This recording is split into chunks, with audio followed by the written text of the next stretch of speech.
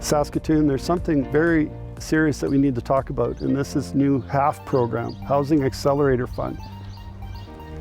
The city did a program called the Corridor Program where they did public engagement over years. They talked about targeted infill development. They talked about reviewing engineering services so they wouldn't overload sewer and water in areas. And that program is underway, but now it's going to be overshadowed by the HAF, and they're saying, oh, well, it's just a continuation, but it's not.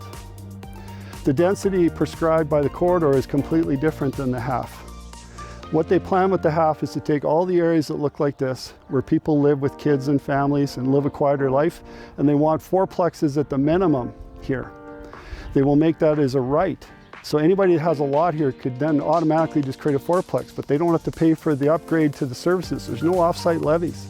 So the taxpayers of Saskatoon would have to pay to rip up these streets.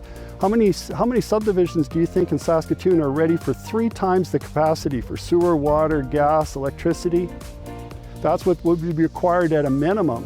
And then some places will have 4-story apartments next to residential like this. Once they start putting a few allowing, and it's not discretionary approval, once a few fourplexes get into these places, it'll change the character of this whole area and basically it'll destroy it, won't it? They don't want to work with this, and this is where families need to come and raise their kids at times. So I urge you to get very heavily involved. I urge you to talk to your councillor in a fairly abrupt way, because trusting that city council and city administration are just going to do the right thing, so just let them go do it, isn't good enough.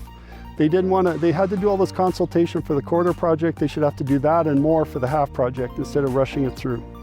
My name is Kerry Tarasoff. I'm running for mayor, standing by.